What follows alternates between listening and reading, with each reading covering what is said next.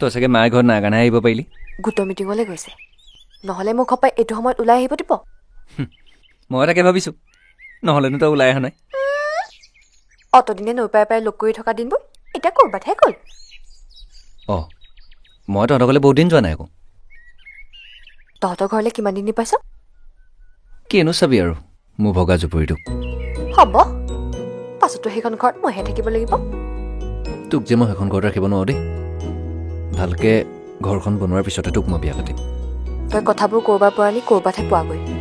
তাক ক'লো ঘৰৰ কথা, সি উলিয়ালে বিয়াৰ কথা। বিয়া নহয় মানে মোৰ তোৰ লগত নহয় কালৈ হ'ল?